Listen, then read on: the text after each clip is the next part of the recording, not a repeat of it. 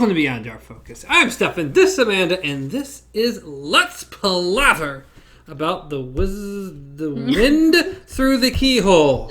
You know, it was a long time. It's habit. It was Wizard for so long. It felt like the entire year we just did that book. Okay? And it's another W. But The Wind Through the Keyhole, the 8th novel that takes place as the 4th and a half novel in the Stephen King Dark Tower saga. Yay! So it's all too confusing, but it's there. It's backwards. It's its own little side story thing.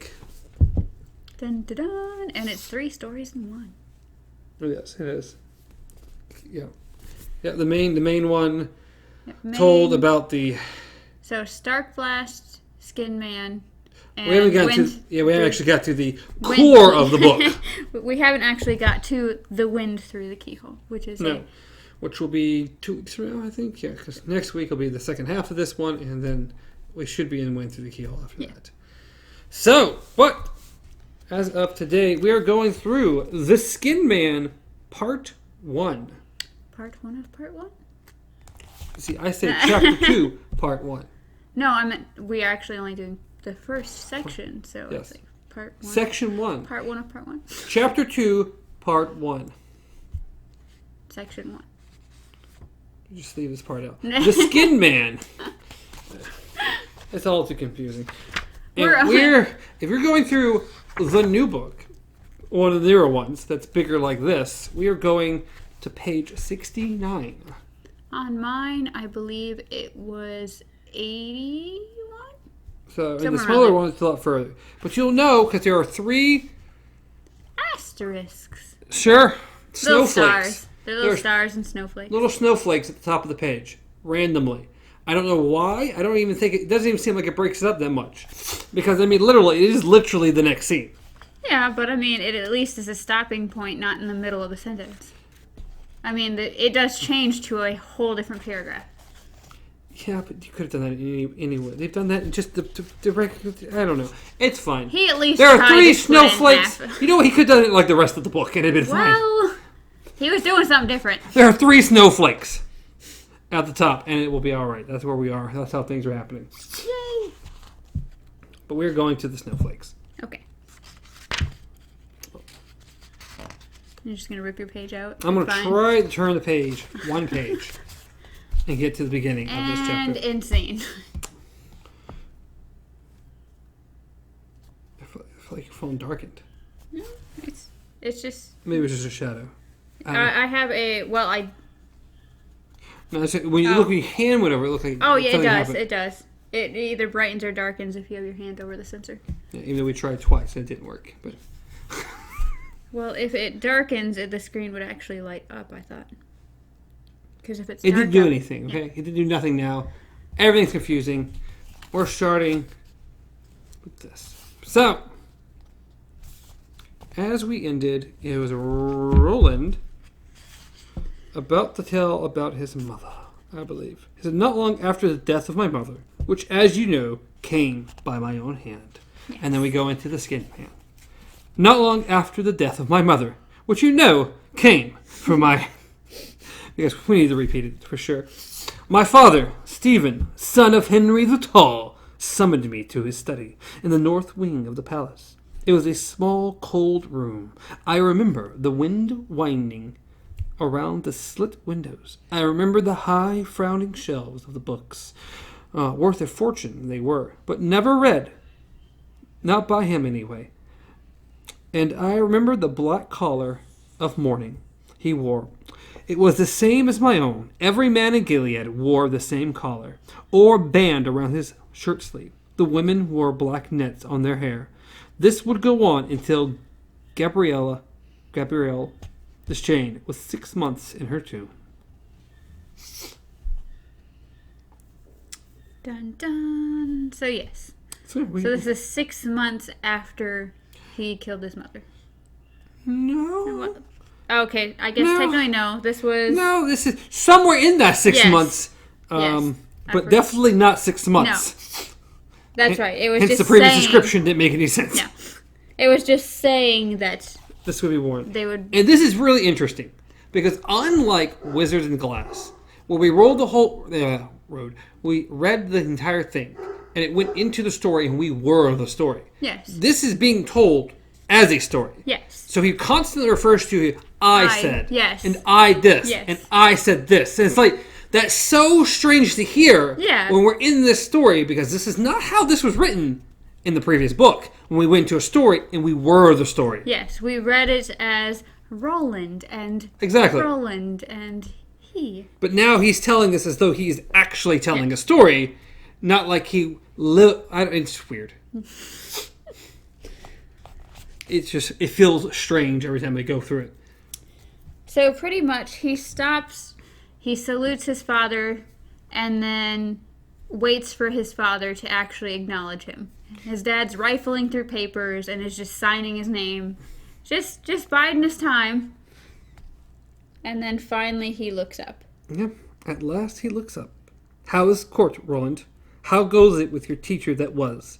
You must know, because I've been given to understand that you spend most of your time in his hut, feeding him and such. He has days when he knows me, I said. Many days he doesn't. He still sees a little from one eye. The other... I didn't need to finish. The other was gone. My hawk David had taken it from him in the test of manhood. Court, in turn, had taken David's life. But that was to be his last kill. I know what happened to his other peep. Do you truly feed him? Aye, father, I do. Do you clean him when he messes? I stood there before his desk like a chastened schoolboy called before the master, and that is how I felt. Only how many chastened schoolboys have killed... chastened schoolboys have killed their own mothers. Answer me, Roland. I am your dinner, and as well as your father, and I'll have an answer. Sometimes, which was not really a lie, sometimes I changed his dirty clouts 3 or 4 times a day. Sometimes on the good days, only once or not at all. He could get to the jakes, which is interesting, if I helped him, and if he remembered he had to go. It's interesting. It's called the jakes. Especially with a character named Jake. So, Roland, what do you think of Jake? I seemed a bit odd. He is now a bathroom, okay? It's a bit weird. Does he not have the white Ammies who come in? What just happened? My phone, sorry. I sent them away, I said. No. He looked at me with real curiosity. I searched for contempt in his face. Part of me wanted to see it, but there was none that I could tell. Did I raise you to the gun so you could become a Amy and nurse a broken old man? I felt my anger flash at that. Court had raised a moit, that's a good word, of boys to the tradition of the eld and the way of the gun. Those who were unworthy he had bested in combat and sent west with no weapons other than what remained in their wits. There in Crescia, sure, and places even deeper in those anarchy kingdoms. Many of those broken boys had joined with Farson, the good man, who would in time overthrow everything my father's line had stood for. Farson had armed them, sure. He had guns, and he had plans. Would you throw him on the dung heap, father? Is that to be his reward for all his years of service? Who next, then? Vanny? Never in this life, as you know. But done is done, Roland, as thee also knows. And thee doesn't nurse him out of love. Thee knows that too. I nurse him out of respect. If 'twas only respect, I think you'd visit him and read to him. For you read well. Your mother always said so. And about that she spoke true. But you'd not clean him up and change his bed. You are scourging? Scourging? Or yourself for the death of your mother, which was not your fault. Part of me knew this was true. Part of me refused to believe it. The The publishment? Okay. Of her death was simple. Gabrielle Deschain. She of Arton died while possessed of a demon which troubled her in spirit. Okay, sure, let's go with that. It was always put so when someone of high blood committed suicide, and so the story of her death was given. It was accepted without question, even by those who had, either secretly or not so secretly, cast their lot with Farson, because it became known, gods know how, not from me or my friends, that she had become the consort of Martin Broadcloak, the court magus and my father's chief advisor, and that Martin had fled west alone. So yeah, pretty much, even though he obviously killed his mother, it was just written into the obituary pretty much that she was troubled in spirit, thus she committed suicide. And it's been that's how it's all known. No one besides... She's a crazy lady! Call the police, they'll take her away. Hysteria. Roland, hear me very well. I know you felt betrayed by your lady mother. So did I. I know that part of you hated her. Part of me hated her too. But we both also loved her and love her still. You were poisoned by the toy you brought back from Magus, and you were tricked by the witch. One of those things alone might not have caused what happened, but the pink ball and the witch together, Rhea, I could feel tears stinging my eyes, and I willed them back. I would not weep before my father, never again. Rhea of the Coos. She, the black-hearted woman. It was she who killed your mother, Roland. She turned you into a gun, and then pulled the trigger. I said nothing. He must have seen my distress, because he resumed shuffling his papers, signing his name here and there. Finally, he raised his head again. The Ammies will have to see to court for a while. I'm sending you and one of your comrades to Debaria. What? To Serenity? He laughed. The retreat where your mother stayed? Yes. Not there, not at all. Serenity, what a joke. Those women are the Black Ammies. They'd flay you alive if so much as trespassed their holy doors. Most of the sisters who bide there prefer the long stick to the man. I had no idea what he meant. Remember, I was still very young and very innocent about many things, in spite of all I'd been through. I'm not sure I'm ready for another mission, Father, let alone a quest. He looked at me coldly. I'll be the judge of what you're ready for. Besides, this is nothing like the mess you walked into in Magus. There may be danger. It may even come to shooting. But at bottom, it's just a job that needs to be done. Partly so that the people who've come to doubt can see that the white is still strong and true. But mostly because what's wrong cannot be allowed to stand. Besides, as I've said, I won't be sending you alone. Who will go with me? Cuthbert or Elaine? Neither. I have work for Laughing Boy and Thudfoot right here. You go with Jamie de Curry.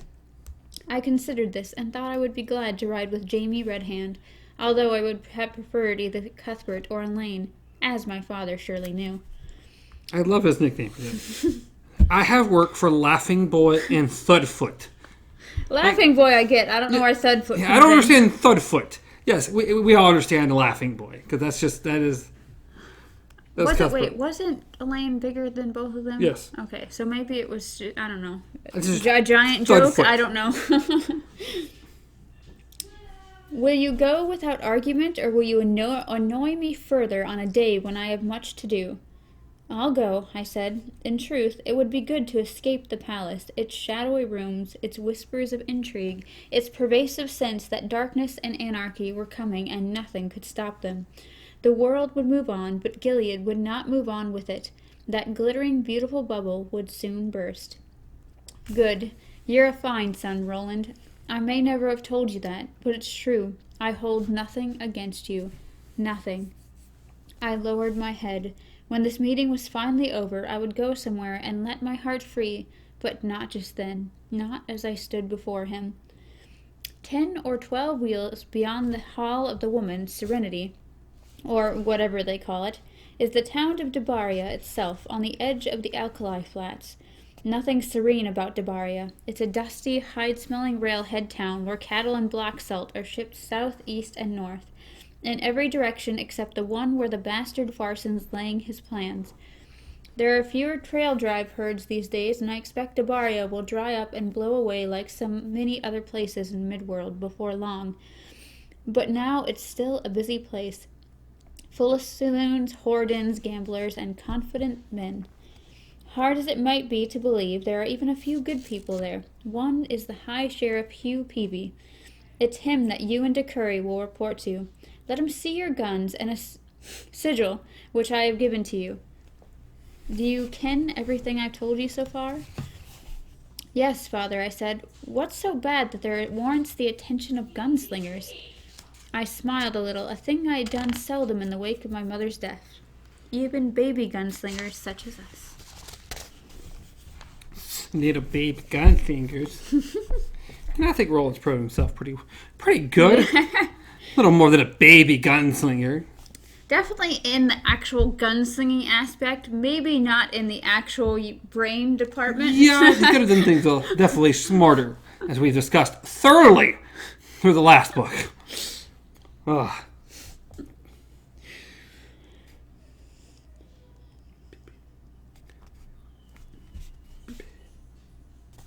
Anything interesting right here? My next notes, next page. So. According to the reports I have, he lifted some of the papers and shook them at me. There's a skin man at work. I have my doubts about that, but there's no doubt the folk are terrified. I don't know what that is, I said. Some sort of shape changer, or so the old tales say. Go to Vanay, or was it Vanay or Vanny? Vanay, I don't know. When you leave me, he's been collecting reports. All right.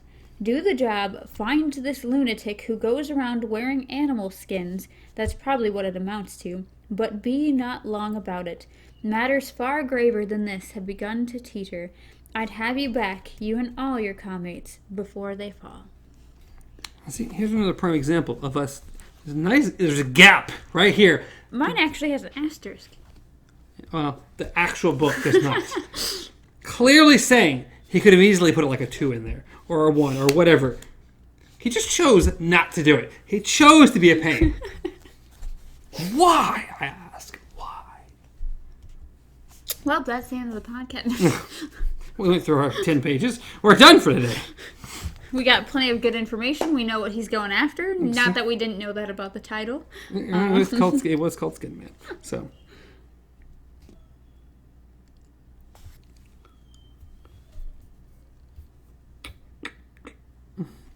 So yeah, they decide to board a train.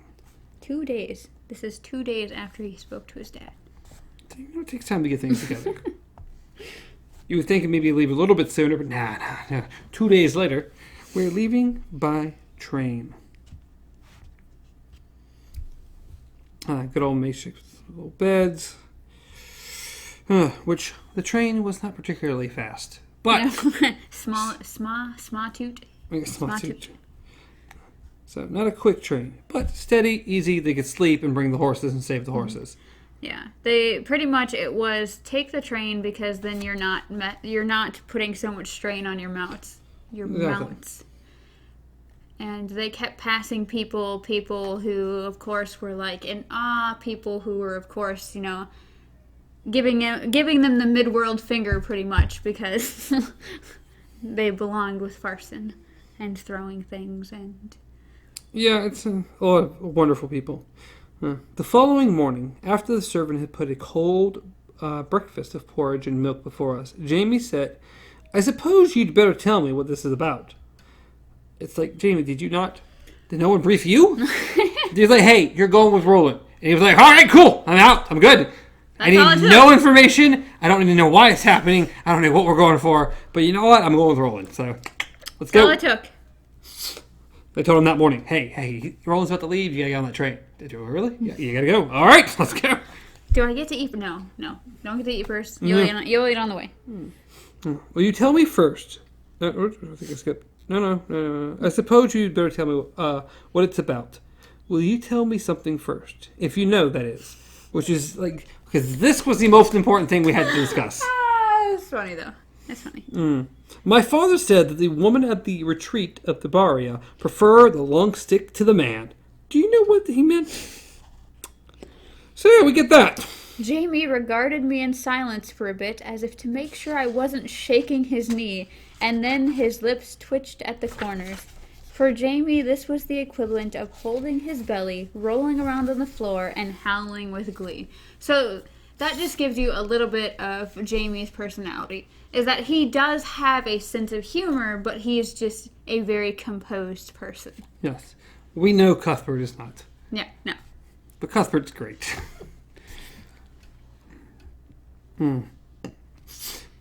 Let's see if we can get past all the little sticks and stuff. You know more women than I do, Roland. I've never lain with one, but never mind. Give time, I suppose I will. Tell me what we're about in Debaria. A skin man is supposedly terrorizing the good folks. Probably the bad folks as well. Yeah, I don't think Skin Man particularly cares. Especially after we had this very long description of what he's been doing. A man who becomes some sort of animal. It was actually a little more complicated in this case. And yes, it was. For the love of God, it was 10 times more complicated. I don't know. Right now, it doesn't get into that. Right now, it just tells you what happens to the train. Oh, does it? Yeah. I thought we got into it. I thought he kind of explained the first few things. Nope. It just said, it pretty much tells us that Jamie doesn't prefer the gun. He likes his bow and his bow. He went to say something, and this is when the train derails. Yeah, it derails. We get unnecessary things about the man losing his teeth. Yeah. His wooden teeth that he put back in. Another asterisk. Not for me. But a double space lets you know that we've moved to something different instead of just putting a number there like it did in the rest of the book. So the first thing that they do was they had to check the horses to make sure that neither of them had broken any legs, and luckily none of them did. Everybody was fine. But the problem is that there was no way to fix it, really? No. So it was like, we'll try to send someone back to help put the train back on. If not, we'll get someone to come out here and get you and bring you up to town. Pretty much, it was head in that direction. You'll hit Debaria. First, you'll hit the Serenity. You'll hit Serenity first. Don't bother with them. They eat the men's. Yes, which this guy was very adamant about. They eat the men, is what I've heard. Not just the way of speaking, boys. They eat the men's. Like, okay, they're cannibalism. They'll call to you, they'll coo at you and stuff. What Don't listen what are to they them. Freaking, what are they called? They sing and draw men in. So they Harpy? No, harpies were the birds. Sirens? Sirens. They're just sirens. Well, I think harpies supposedly did the same thing, so. Yeah. So one that's what was they're just a supposed bird to be. and one was a mermaid. Yeah. So, yes. So that's what these things are. They're just demon creatures that are just drawing men in to eat them. Pretty much. Of course, we get a different description of them soon enough. Vinay, Jamie said, "Pardon? Before the train derailed, you said your father didn't believe there was a skin man, but Vinay does. He said that after reading the reports High Sheriff Peavy sent along, it was hard not to believe.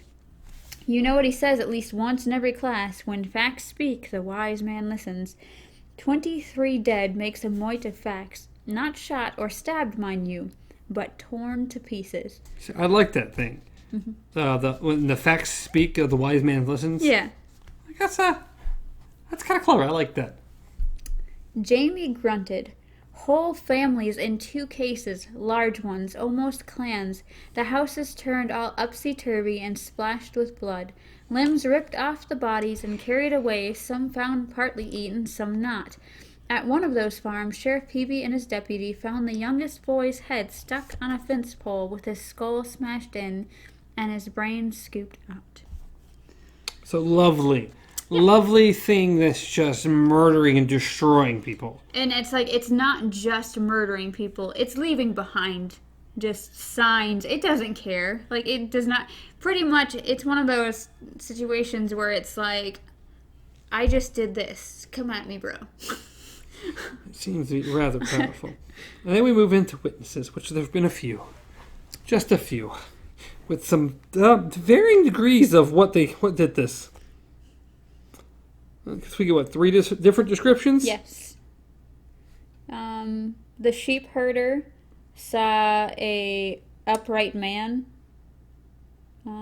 It was... No, he said it was a wolf that ran upright like a man. Yeah. Then there was the woman who saw it was a lion on its back legs. And then the cowpunchers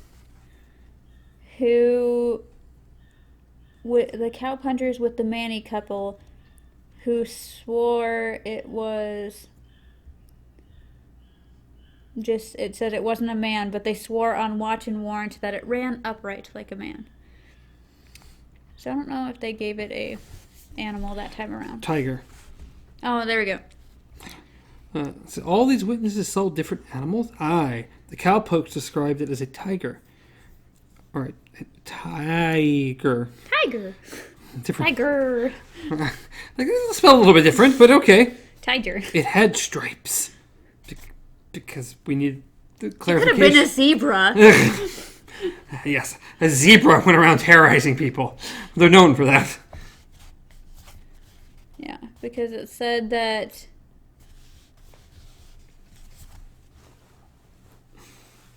none of them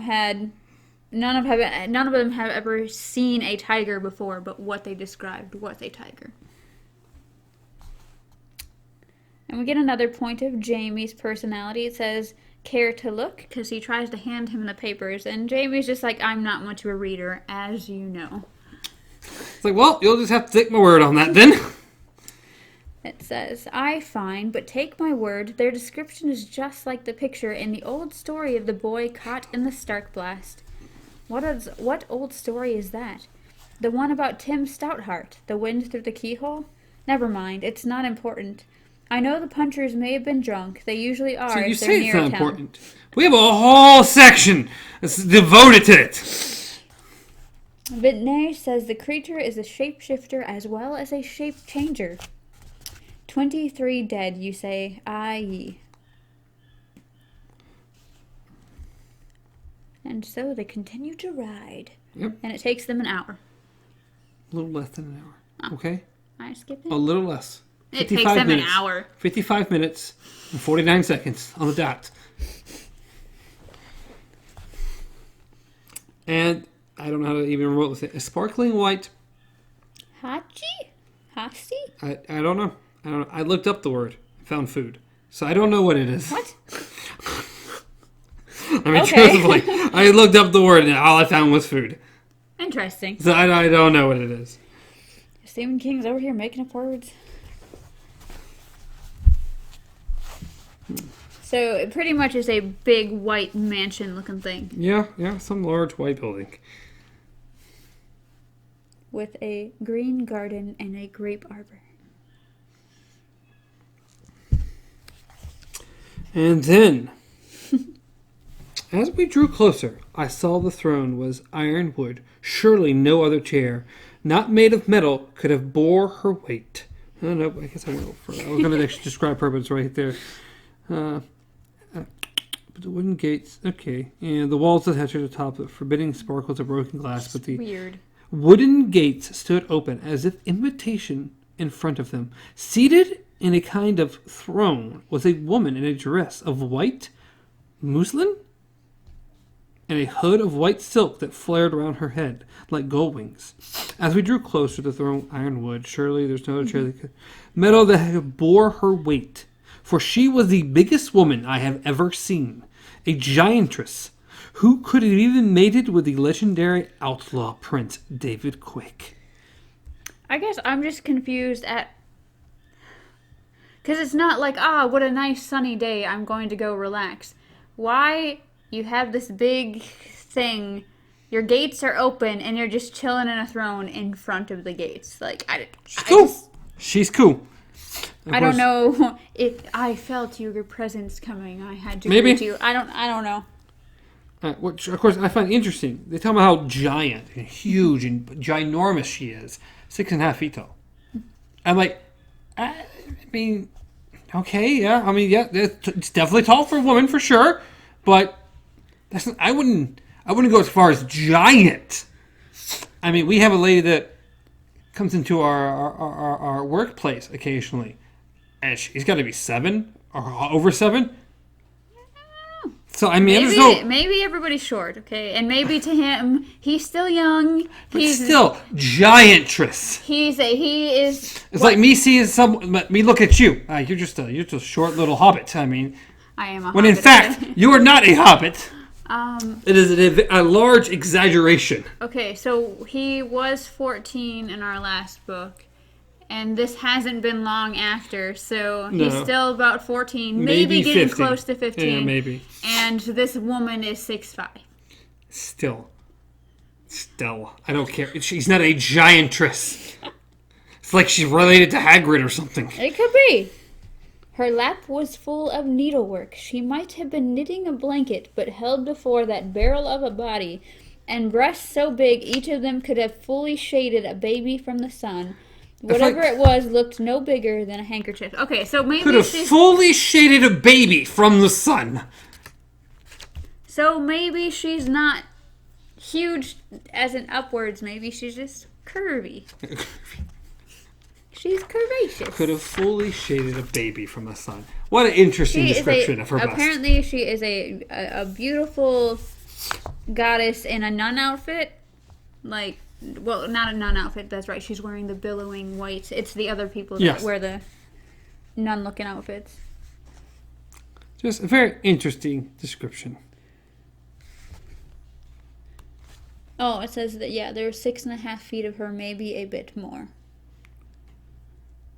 I remember the Inji? Probably. Saying they eat the men's. But when she put a large fist on the broad plane of her forehead and lifted the side of her dress to dip a curtsy with her free hand, I nonetheless reined up. "Heil, gunslinger," she called. She had a rolling voice, not quite a man's baritone. "In the name of serenity and the women who bide here, I salute thee. May your days be long upon the earth." We raised our fists to our brows and wished her twice the number. "Have you come from in-world?" "I think so, for your duds aren't filthy enough for these parts." "Although they will be, if you bide longer than a day." And she laughed. The sound was moderate thunder. I mean, what is she? Just, I don't know. Maybe imagine the What is the she, like woman, a troll? The woman from, what is it? The other school. I assume you're still talking about Harry Potter. Yes. You're talking about Hagrid's love interest. Yes. What is it? Beauxbaton? Yeah, Beauxbaton Academy or something like that? Yeah. I can't remember her name, but... everything he describes this woman. Just imagine her... This is a super large, beautiful, voluptuous, giant voice thundering across the land. Just imagine her... height, I guess, with Hagrid's build? I don't know. It's just a very interesting description of this woman. "We do," I said, and it was clear Jamie would say nothing. Ordinarily close-mouthed, he was not stunned to silence. Her shadow rose on the whitewashed wall behind her, as tall as Lord Perth. "And have you come for the Skin Man?" "Yes," I said. "Have you seen him? Or do you only know of him from the talk? If that's the case, we'll move on and say thank ye." "Not a him, lad. Never think it." It only looked at her. Whoo! I only looked at her, standing. She was almost tall enough to look into my eyes, although I sat on young Joe, a fine big horse. Okay, this woman is 45 feet tall, the voice of a thundering mountain, breast that can shade a village. I mean, come on. "A monster from the deep cracks, assure you to serve the eld and the white. It may have been a man once, but no more. Yes, I've seen it, and seen its work. Sit where you are, never more, and you never move, and you shall see its work too." Without waiting, what? I'll say, and then we get some of Blaine the Mono's voice over here. Without waiting for any reply, she went through the open gate. Of course, they just stood there, kind of shrugged at each other. Says, pretty much the other people can wait, it's fine. Ellen, she bawled, raised to full volume. It was like listening to a woman shouting into an electric megaphone. Everything about her. Clemmy, Brianna, bring food, bring meat and bread and ale, the light, not the dark. Bring a table, and mind you don't forget the cloth. Send Fortuna to me now, hie to it, double quick. With these orders delivered, she returned to us, delicately lifting her hem to keep it out of the alkali. Lady Sigh, we thank you for your offer for hospitality, but we really must. You must eat is what you must do. We'll have it out here a roadside, so your digestion will not be discomposed. For I know what stories they tell about us in Gilead. Aye, so do we all. Men tell the same about any woman who dare to live on their own, I wot. It makes them doubt the worth of their hammers. I see how you skipped one particular line. You just skipped it. Because, like, Stefan's going to say something if I ever read this line. Or at least I missed you saying it. The only line I skipped was she said. I saw him to keep it out of the alkali that puffed around the black boats she wore on her enormous feet. No, I was just saving time. I just skipped it's like Stefan's going to say something again about how big she is. The enormous boats she wore on her feet. We heard no stories about polite of you, young gunny. Aye, and very snick, but it's long since I was weaned. Will not eat ye, although you'd make a tasty snack, I think, one or both. I am Evelyn of Serenity, the prioress by the grace of God and the man Jesus. Roland of Gilead, I said, and this is Jamie of Same. Jamie bowed from his saddle. I almost said sandal. He bowed from his sandal. Enormous sandal. She curtsied to us again. Okay. Of course, all the women come out, and then it says, as she rose, a tiny woman glided through the open gate, or perhaps she was of normal size after all. Perhaps she only looked tiny next to Evelyn. Her robe was rough gray cotton instead of white muslin. Her arms were crossed over her scant bosom, and her hands were buried deep in her sleeves. She wore no hood, but we could still see only half of her face. The other half was hidden beneath a thick swath of bandagement. She curtsied to us, then huddled in the considerable shade of her prioress. Raise your head, Fortuna, and make your manners to these young gentlemen. When at last she looked up, I saw why she had kept her head lowered. The bandages could not fully conceal the damage to her nose. On the right side, a good part of it was gone. Where it had been was only a raw red channel.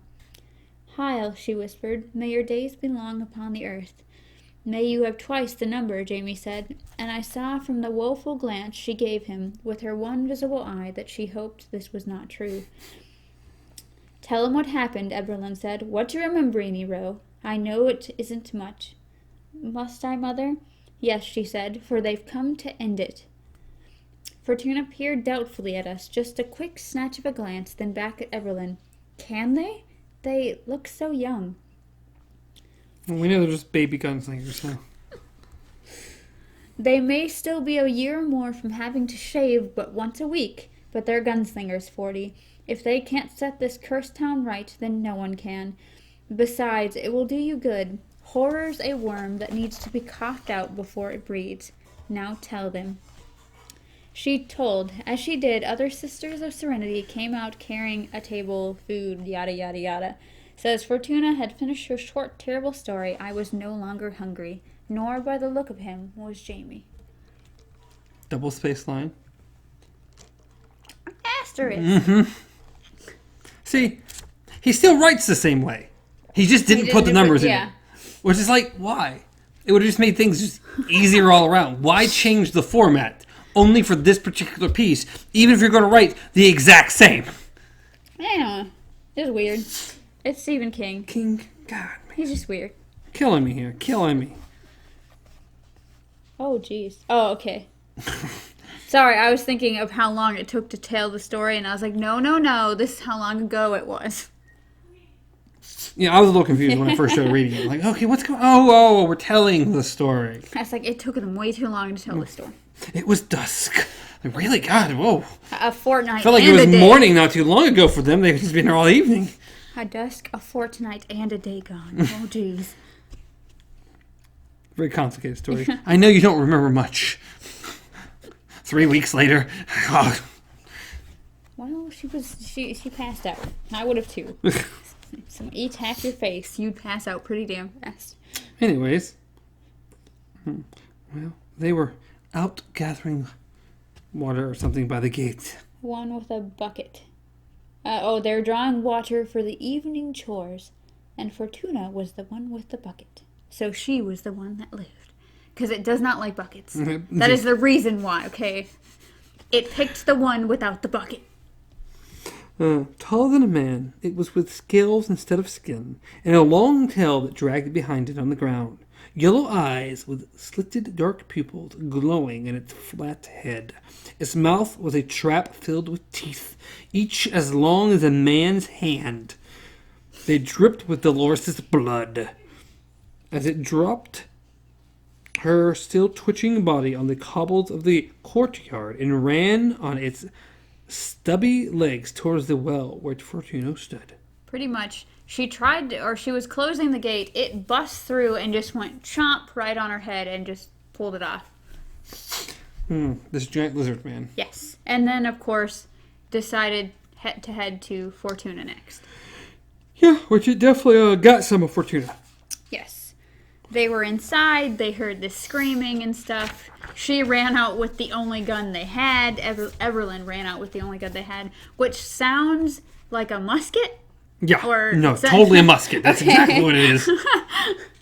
Of some sort. Yeah. It's got some kind of scatter shot. It's a muzzle loader. Like you have to put the powder and stuff in it. Yes, but it's got a scatter shot because yes. she only hits it with a few of the beads. And then really just stares it down. She can't reload it right now. She doesn't have time, and she can't because she doesn't have the powder. So just... We're going to pretend like it's loaded, and you come on. You come here, get nice and close, where I can't miss you, and I'm going to blast you away. Yes. And I'm 45 feet tall, so I might take you with my hands. So it apparently listens, because it decides to just skitter off. It's like, you know what? I'm not going to chance it. Peace. But if gunshots can hurt it, Roland and Jamie have a good chance of taking it out. Oh, yeah. So it, of course, skittered off and then looked back at her like, I'm going to get you. One of these days, I'm going to come back for you. My pretty. Says, as if marking me, well let it, I have no more shot for the gun and won't unless a traitor happens to have some. But I have this. She lifted her skirts to her knee, and we saw a butcher's knife and a rawhide scabbard strapped to the outside of her calf. She's ready. She's going to hack it. Well, you do what you got to do.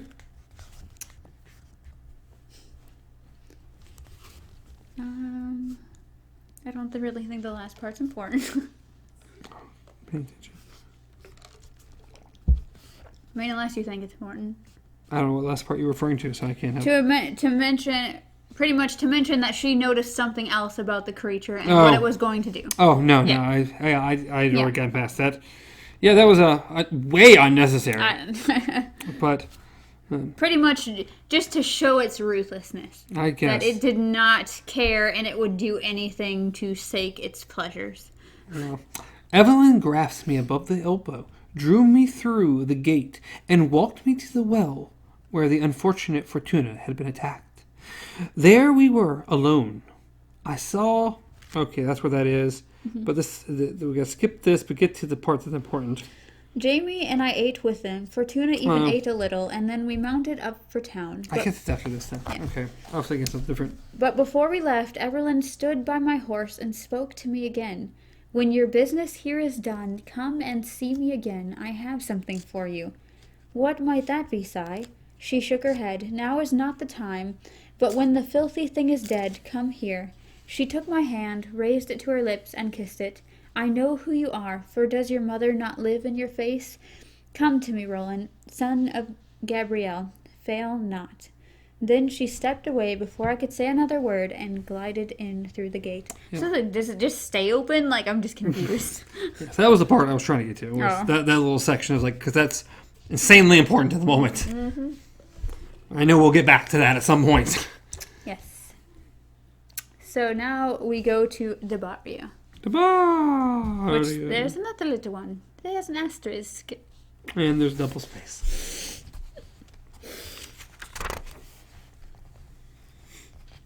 Yeah, which is just a town. Just a town.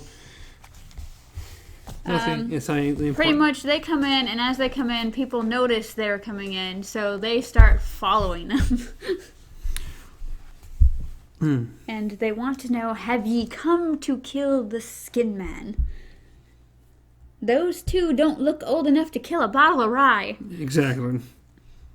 There was general laughter and murmurs of agreement at this sally.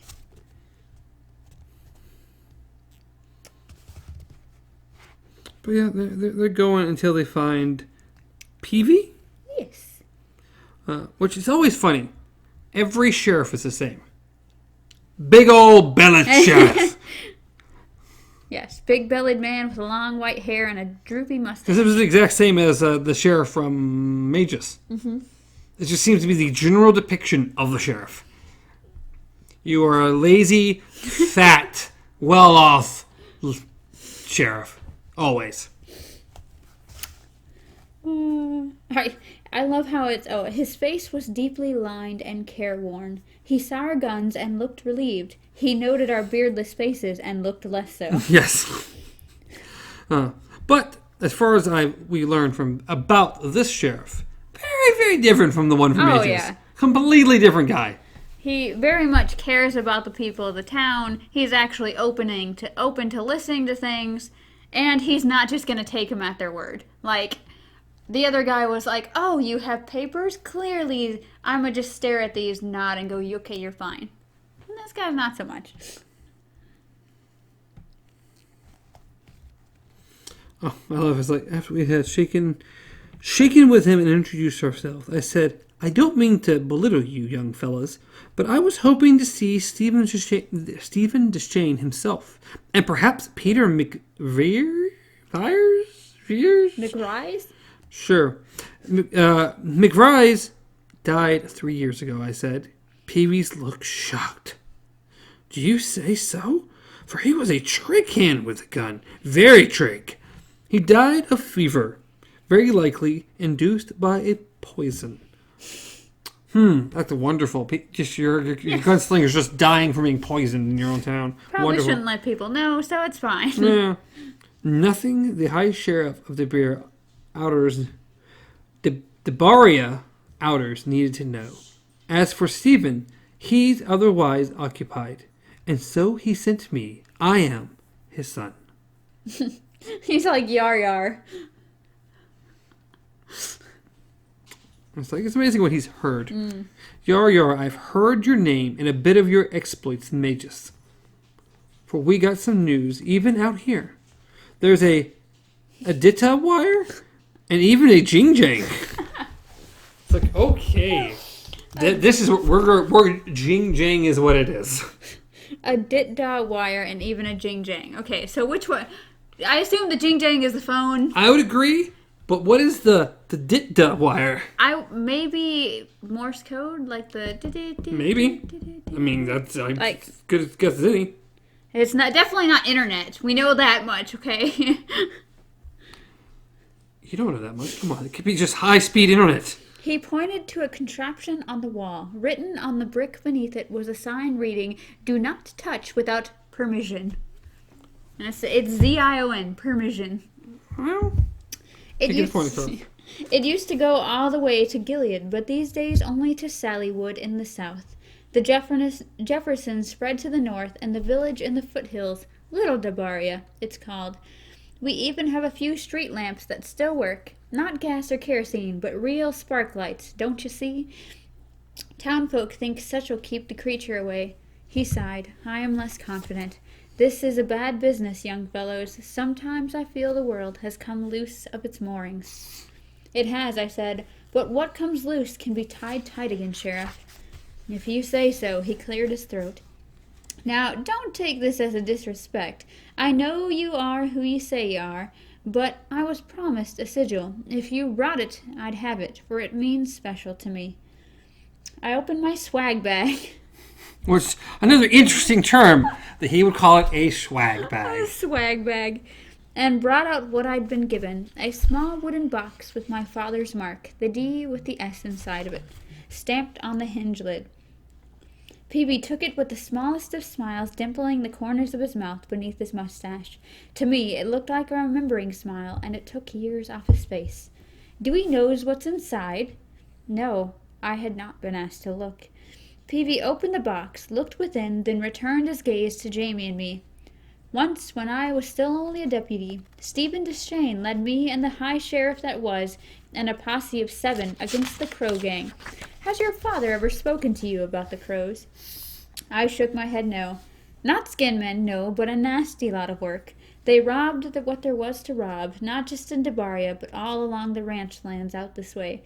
Trains, too, if they got word one was worth stopping. Well, I guess it is shopping. But their main business was kidnapping for ransom. A coward's crime, sure. I'm told Farson favors it, but paid well. So here we're about to go into this nice, long story that really doesn't mean anything to anything. Pretty much it was that these people had kidnapped someone's daughter or his wife. No, it's Rancher's wife. And apparently gunslingers have a knack for turning up when they're needed. So, of course, they did. Yes. And, of course, requested for help. And good old Stephen Deschain here went with the sheriff and this posse to go check things out. Well, it says, I knew of my father's sharp eyes and gift for trailing. I also knew that this story probably had nothing to do with our business, and I should have told him to move along. But my father never talked about his younger days, and I wanted to hear this tale. I was hungry to hear it, and it turned out to have a little more to do with our business in Debaria than I at first thought. Only because it talks about the salt mines. Yes. The salt mines and the salt houses. Which we also get to here soon enough. Mm-hmm. Deposit, I said. He means a fresh deposit. Aye, as you said, but all that were abandoned then and made a fine hideout for such of those beastly crows. It says, once the trail left the flats, it went through a place of high rocks before coming out on the low pure, which is to say the foothill. The low is where a sheep herder was killed just recent by something that looked like a wolf. Yeah, we know.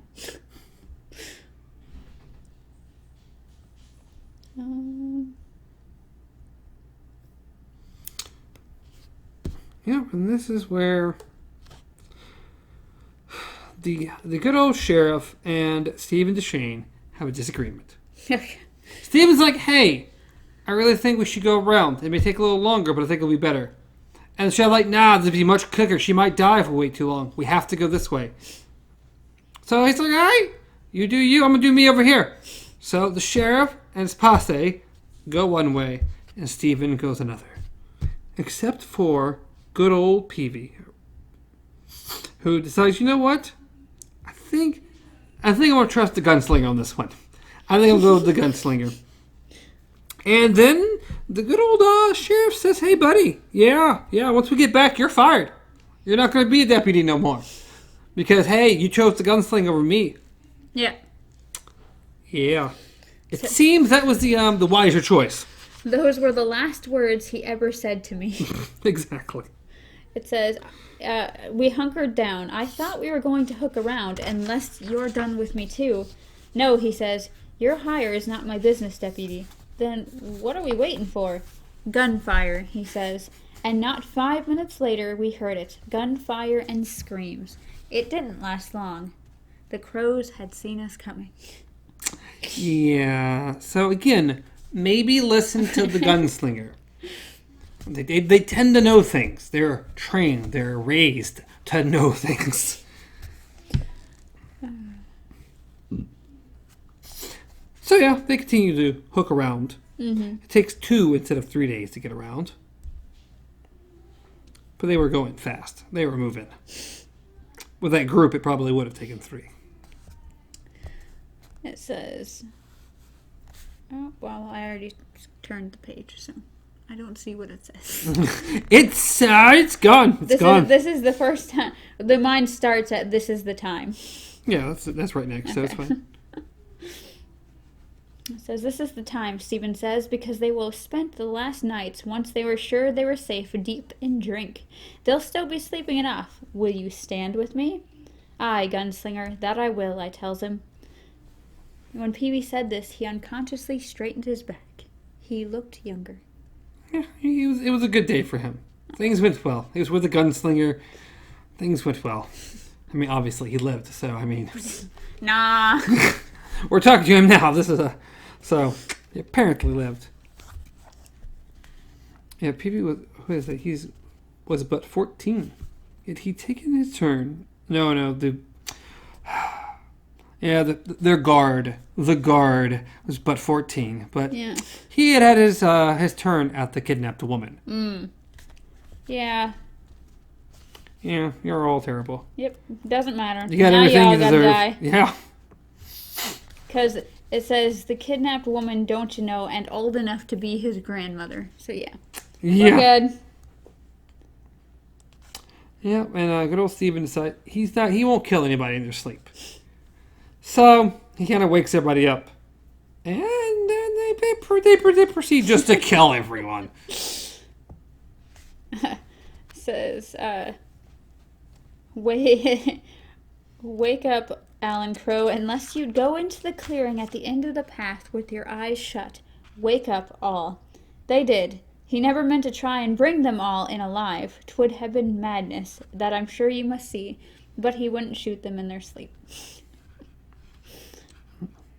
The only one who survived that first fusillade was Pa Crow himself, Alan Crow. He was an old man, all snarled up and frozen on one side of his face from a stroke or summit. But he moved fast as the devil just the same. He was in his long john, and his gun was stuck at the top of one of his boots where the end of the bedroll. He grabbed it up and turned towards us. Stephen shot him. But the old bastard got off a single round. It went wild, but... Yeah, I was just skipping some of this because it was the butt to the box cutting hinges. Oh, Peavy, who could have been older in these days than the two young men standing before him, opened the box on its cunning hinges, mused a moment at what he saw inside, then looked up at me. That little remembering smile still touched the corners of his mouth. "Have you ever seen a scar on your father's arm, Roland?" Right here, he touched the place just above the crook of his elbow, where a man's ginks begin? Sure. Yeah, I don't know. My father's body was a map of scars, but it was a map I knew well. The scar above his inner elbow was a deep dimple, almost like the one not quite hidden by Sheriff Peavy's mustache when he smiled. Pa Crow's last shot hit the wall above the post where the woman was tied. It ricocheted. He turned the box and held it out to me. Inside was a smashed slug, a big one, hard caliber. I dug this out of your dad's arm with my skinned knife and gave it to him. He thanked me and said someday I should have it back. And here it is. Ka is a will, sighed Shane. Have you ever told this story? I asked. For I have never heard it. Never heard it. That I dug a bullet from the flesh of Arthur's true descendant? Eld of the Eld? No, never until now, for who would believe it? I do, I said. You know what? You don't really have an option to believe it at this point. Oh, that was one heck of an improv story from a bullet this guy. I mean, come on. I do, I said, and I thank you. It could have poisoned him. Nar, nar, Peavy said with a chuckle. Not him. The blood of Eld's too strong, and if I'd been laid low or too squeamy, he would have done it himself. As it was, he let me take most of the credit for the Crow gang, and I've been sheriff ever since. But not much longer. This skin man business has done for me. I've seen enough blood, and I have no taste for mysteries. Who'll take your place? I asked. It seemed He seemed surprised by the question. Probably nobody. The mines will play out again in a few years, this time for good.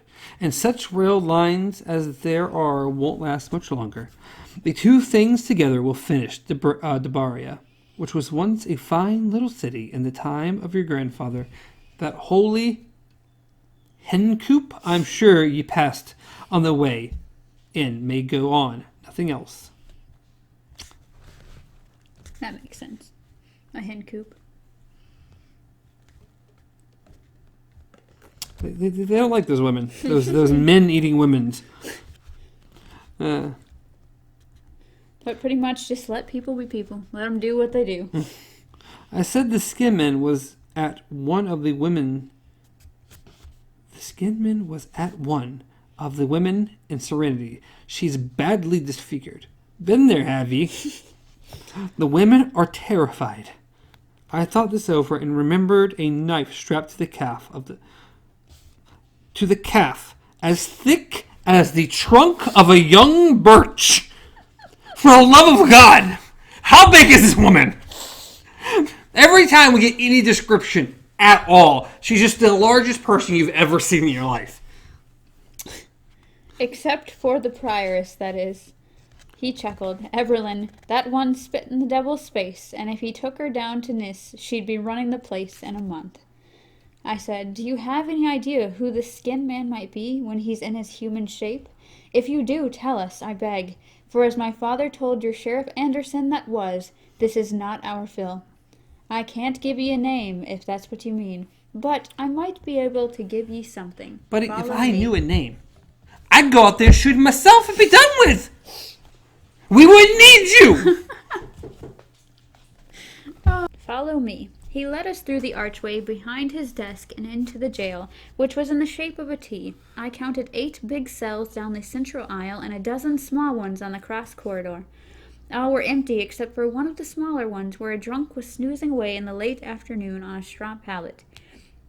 Once all of these cells would have been filled in on F Day and S Day. Okay.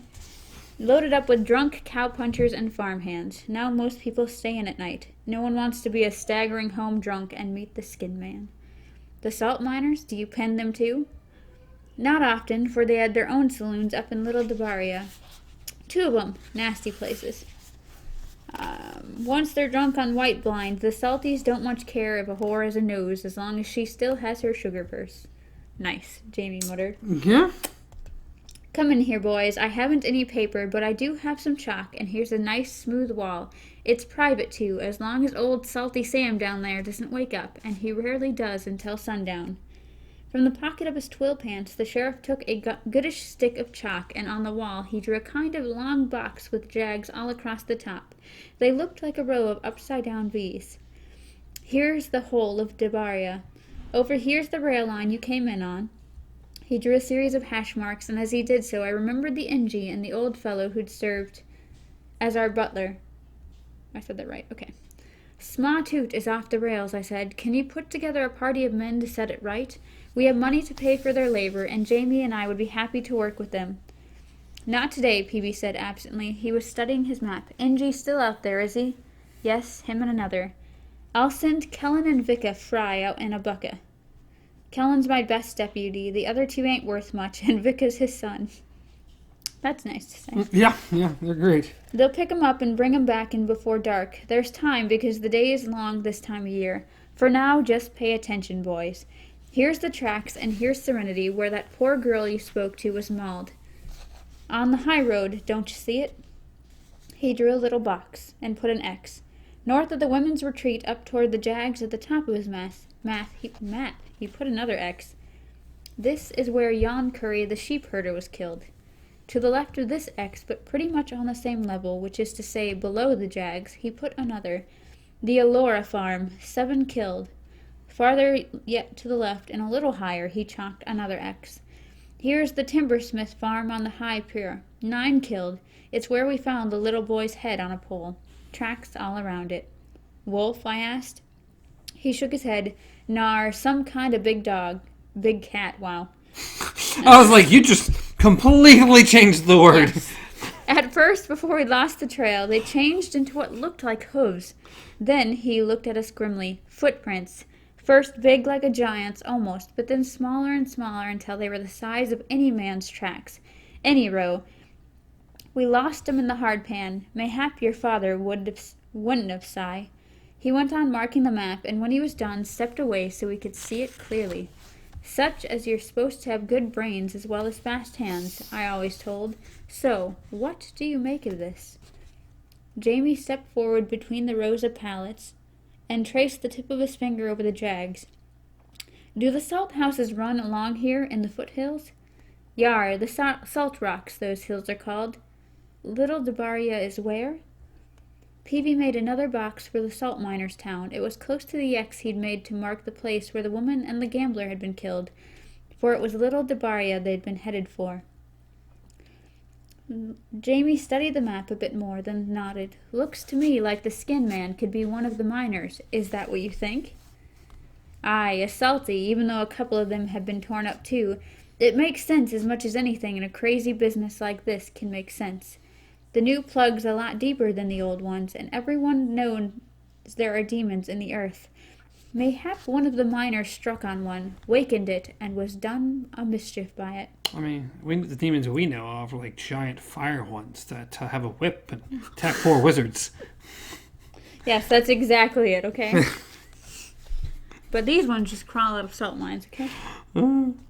There are also leftovers from the great old ones in the ground, I said. Not all are dangerous, but some are. Perhaps one of these old things, those, what do you call 'em, Jamie? Artifacts, he said. Mm-hmm. Yes, those. Perhaps one of those is responsible. Mayhap the fellow will be able to tell us if we take him alive. Small chance of that, Peavy growled. I thought there was a good chance if we could identify him and close on him in the daytime that was. How many of these salties are there? Not as many as in the old days, because now it's just the one plug, don't you see it? I should say no more than 200. I met Jamie's eyes and saw a glint of humor in them. No fret, Roland, he said. I'm sure we can interview 'em all by reap tide if we hurry. Yeah, when they said, not so many as in the old days. Like, okay, not so many. That's not 200? Oh, okay. Yeah, I'll just personally interview every single one of them. Oh, no biggie. On. It was only a salt mine. Couldn't have been too many people, right? No. But he was exaggerating, but I still saw several weeks ahead of us in Debaria. We might interview the Skin Man and still not be able to pick him out, either because he was a masterful liar or because he had no guilt to cover up. His day self might truly not know what his night self was doing. I wished for Cuthbert, who could look at things that seemed unrelated and spot the connections, and I wished for Elaine with his power to touch minds.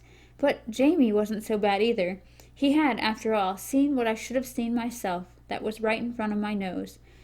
On one matter, I was in complete accord with Sheriff Hugh Peavy. I hated mysteries. It's a thing that has never changed in this long life of mine. I'm not good at solving them. My mind has never run that way.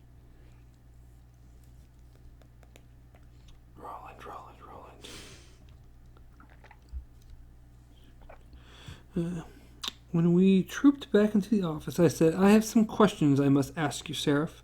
The first is, will you open to us if we open to you? The second is, do I see you for what you are and accept what you do? The third is, do I seek aid and succor? Sheriff Peavy says, yar, and jar. Now, for God's sake, set your brains to working, fellas, for it's over 2 weeks since this thing showed up at Serenity, and that time it didn't get a full meal. Soon enough, it'll be out there again. If it only prowls at night, Jamie said. You're sure of that much? I am. Does the moon have any effect on it, I asked? Because my father's advisor and our teacher says that in some of the old legends, I've heard the legends, sigh, but in that they're wrong, at least for this particular creature. The thing's attacked on any and everything. Full moon, no moon, it's attacked. It doesn't matter what day, what time, what person, it doesn't care. Mm-hmm. course, we have a nice little space. When I asked Peavy if there was a good hotel or boarding house in Debaria, he chuckled. Yeah, there ain't jack squat for them to even pretend to say it. So, they just stay in the cell. Why don't you just throw a pallet down and we'll get you some straw? Hey, you'll be good to go right here in this prison cell. No big deal.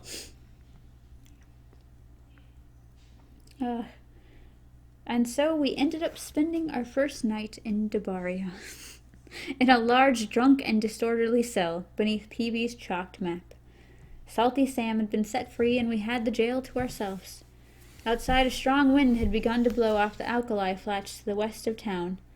The moaning sound it made around the eaves caused me to think again of the story my mother used to read to me when I was just a sma toot myself, the story of Tim Stoutheart and the stark blast Tim had to face in the great woods north of New Canaan.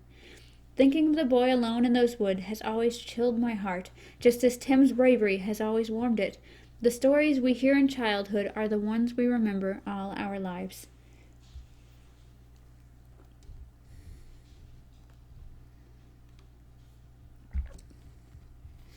How are we supposed to find this thing, Jamie? I hope you have some idea, because I don't. We'll have to talk to the salt miners. That's the place to start. Someone may have seen a fellow with blood on him creeping back to where the salties live. Creeping back naked. For he can't come back clothed unless he takes them off beforehand. That gave me a little hope. Although if the one we were looking for knew what he was, he might take his clothes off when he felt an attack coming on. Hide them, then come back to them later. But if he didn't know, it was a small thread. But sometimes, if you're careful not to break it, you can pull on a small thread and unravel a whole garment. Good night, Roland. Good night, Jamie. So yeah, they go to bed. No. It says, I closed my eyes and thought of my mother. I often did that year, for once they weren't thoughts of how she had looked dead, but of how beautiful she had been in my early childhood, as she sat beside me on my bed in the room with the colored glass windows, reading to me. Look you, Roland, she said, here are the billy bumblers, sitting all a row and scenting the air. They know, don't they? Yes, I would say, the bumblers know. And what else is it they know? The woman I would kill asked me. What is it they know, dear heart? They know the stark blast is coming, I said. My eyes would be growing heavy by then, and minutes later I would drift off to the music of her voice, as I drifted off now with the wind outside blowing up a strong gale. Double space. Asterisk. I woke in the first thin light of morning to a harsh sound. Brung, brung, brung. That be dim dare jing jangle. Jing jingle jing jing jing jing jingling jingling. Jing jang. Jamie was still flat on his back, legs spread, snoring. I took one of my revolvers from my holster, went out through the open cell door, and shambled towards the imperious sound. It was the jing jing Sheriff Peavy had taken so much pride in. He wasn't there to answer. He had gone home to bed, and the office was empty. Standing there bare-chested with a gun in my hand, wearing nothing but the swabbies and slinkum I'd slept in, for it was hot in the cell. I took the listening cone off the wall, put the narrow end to my ear, and leaned close to the speaking tube. Yes? Hello? Who the hell is this? A voice screamed, so loud that it sent a nail of pain to the side of my head. There were jing-jings in Gilead, perhaps as many as 100 that still worked, but none spoke so clear as this. I pulled the cone away, winced, and could still hear the voice coming out of it. Hello? Hello? God's curse this effing thing! Hello? I hear you, I said. Lower thy voice for thy father's sake. Who is this? There was just enough drop in volume for me to put the listening cone a little closer to my ear, but not in it. I would not make that mistake twice. A deputy, Jamie DeCurry, and I were the furthest thing in the world from that, but simplest is usually the best. Always best, I wot, when speaking with a panicked man on a jing-jang. Because, of course. Well, Where's Sheriff Peavy? At home with his wife. It isn't yet 5 o'clock, I reckon. Now tell me who you are, where you're speaking from, and what's happened. It's Canfield of the Jefferson. Of the Jefferson what? I heard footsteps behind me, turned, half raised my revolver, but it was only Jamie, with his hair strands standing up and his sleep spiked all over his head. He was holding his own gun and had gotten in his jeans, although his feet were yet bare. The Jefferson Ranch, you great gloating idiot! You need to get the sheriff out here. The Gin, everyone's dead. Jefferson, his family, the family, the cookie, sure. All the proddies, blood from one and to other. How many, I asked. Maybe 15, maybe 20. Who can tell? Canfield of the Jefferson began to sob. They're all in pieces. Whatever it was, did for 'em left the 2 dogs, Rosie and Mosey. They was in there. We had to shoot 'em. They was lapping up the blood and eating the brains. Yes. Best to make things simple when you're dealing with a panicked man with a jing-jang. Just say you're a deputy. Yep, I'm now a deputy, because why not? So, we have our first attack since Roland and Jamie have rolled into town. Not that it's been long, but I mean, this is their first encounter with the actual Sure, we'll get some good descriptions of devastation. carnage in the next chapter. Yay! Yes. And we'll be going somewhere further along. About 105 probably is my next page. Yep. 106. And the Wind Through the Keyhole officially begins. Yes. So we are going to do the second part of, not the second section of the first part of the Skin Man. It's weird. I don't know. Third chapter. We're going to the third chapter. And this will be the bulk of the book. Yes. So Wind Through the Keyhole, the name of the book is actually the core part. Yes. These are just stories leading up to it. Yes, and a little thing after it. So yeah, we'll be going from, then there's 106 through 264. So I don't know how we're breaking this up yet. Probably no more than about 35 pages for this book, because otherwise these chapters are going to get real long. Technically, I think being that King wrote this as a standalone, you pretty much, if you wanted to, only read The Wind Through the Keyhole. Because it is a story in itself, on its own. It's a a child's fairy tale story. Not really a children's story, though. But it's still a story. Kind of a Grimm's fairy tale kind of vibe, as far as not being really something you tell your little kids. So we'll figure it out. Between 30 and 40 pages, probably. I don't know. We'll figure it out. We'll let you know next time. We'll read about that if you're keeping along with us by chance. Well, actually, I forget. We're going to the next part first. I'm going too far. The Wind Through the Keyhole. Maybe next time we'll let you know how many pages we're going to read if we figure it out. You're like, and then all these people died. Let's read a child's tale. Kind of. We don't need to know what happened to them. No, it's not important at all. But it's pretty good. It's still just written really differently. It's very different from what we've been. It's something that you kind of have to catch on to, but it's still cool to get another story from Roland's childhoodish teenage years. You know what? Roland could probably write another dozen novels about Roland's childhood years. I'd read every single one of them. I would read them all. Or just watch them all, since that's what we're going into. But yeah. We'll see how that works. Hopefully good.